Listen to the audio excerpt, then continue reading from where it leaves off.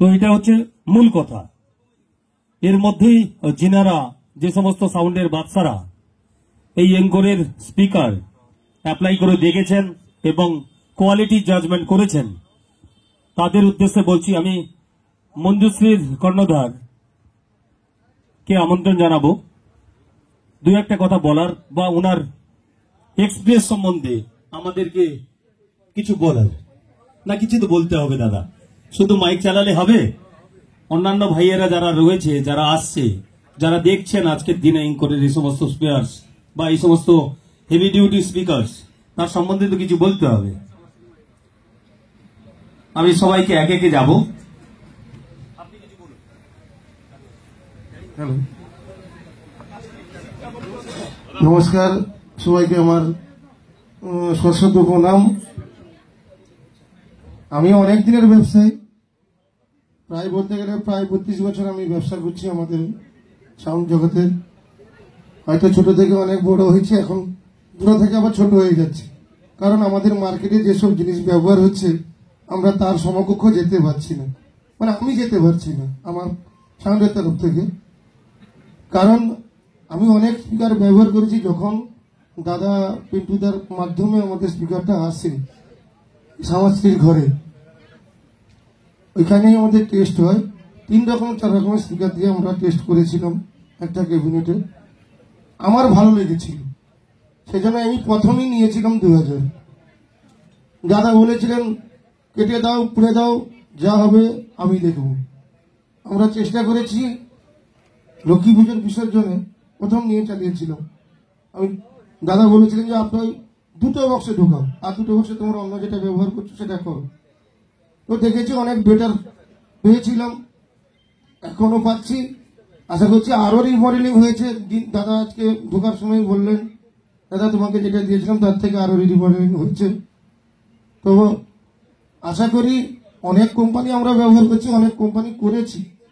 তো এঙ্করেও আমরা যেটা প্রথমে পেয়েছিলাম, হয়তো আমার স্পিকারটা পুরনো হয়েছে, অনেকদিন করে চলছে, হয়তো একটু একটু কয়েল কাটছে, কয়েল কাটেনি যে একদম ভুল কথা।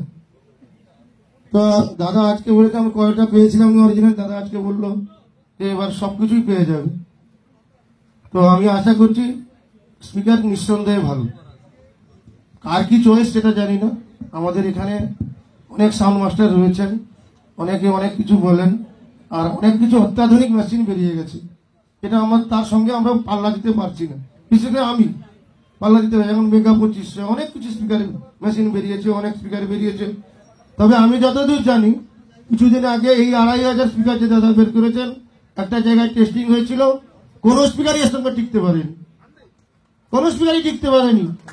আজকে Q1 এর 2500 ব্যবহার করুন, অন্যান্য স্পিকার কোন স্পিকারই ওর সামনে আমরা একটা বক্সে লাগিয়ে দেখেছি। তো সেটা আপনারাই বিচার করবেন, কাকে নেবেন, কি নেবেন, আপনাদের সাউন্ড সিস্টেম কিরকম চালাবেন সেটা আপনাদের ব্যাপার। আমার বক্তব্য এইগুলো আমি শেষ করছি। অসংখ্য ধন্যবাদ দাদাকে ওনার এক্সপিরিয়েন্স আমাদের সামনে জাহির করার জন্য। আমি দেবী সাউন্ডের কর্ণধার দাদাকে একটু ডাকবো, যাতে আপনি সামনের দিকে এগিয়ে আসুন। আপনি কিছু বলুন, স্পিকার নেবে কি নেবে না এই চিন্তায় আছেন।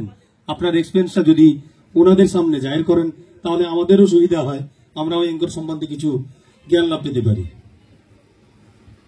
এই স্পিকারটা আমি যখন চাপাতলা মেলার আগে ইউজ করবো বলে চিন্তা ভাবনা করছিলাম, অন্য কোম্পানি আমাকে চঞ্চল বাবু বলেন যে এই স্পিকারটা ইউজ করো ভালো হবে। কিন্তু এর আগে একটু হয়তো সমস্যা ছিল, যেটা ওল্ডে ছিল, যেটা নতুন এসছে, মানে যখন আমি চাপাতলা থেকে লাগাই এই স্পিকারের পারফরমেন্স একদম ওকে। আমি টোটাল সব কোম্পানির স্পিকার টেস্টিং করি, এই স্পিকারটা আমি চুজ করি, চাপাতলায় বাজাই। এবার পাবলিক জানে কিরকম কি বেজেছে, সবাই জানে, সেটা বলবে পাবলিক। তা আমি তো ভালো বললে ভালো হবে না, পাবলিকে যেটা হবে সেটা। মোটামুটি এটুকু বলি, এই স্পিকার নিঃসন্দেহে ব্যবহার করতে পারেন, কোনো রকম কোনো প্রবলেম আসবে না। এবং আমি এতদিন ইউজ করছি, আমাকে ক্যাবিনেট থেকে স্পিকার খুলতে হয়নি। তা বাদে 2500 আরো বিভৎস রেজাল্ট। একটু হাই ওয়াটেজ অ্যাম্পলিফায়ার ইউজ করলে স্পিকার বেটার পারফরমেন্স করবে। আশা করছি এর সঙ্গে অন্য কোনো স্পিকার পাল্লা দেওয়া খুব টাফ আছে, যদি সঠিক পদ্ধতিতে বাজানো যায়। কেউ যদি পদ্ধতি ভুল করে তার জন্য তো কোম্পানি দায়ী নয়। ওদের স্পিকার নিঃসন্দেহে ব্যবহার করতে পারবেন, কোনো অসুবিধা নেই। এবং ক্যাবিনেট থেকে স্পিকার লাগিয়ে দেওয়ার পরে খুলতে হবে বলে আমার মনে হচ্ছে না।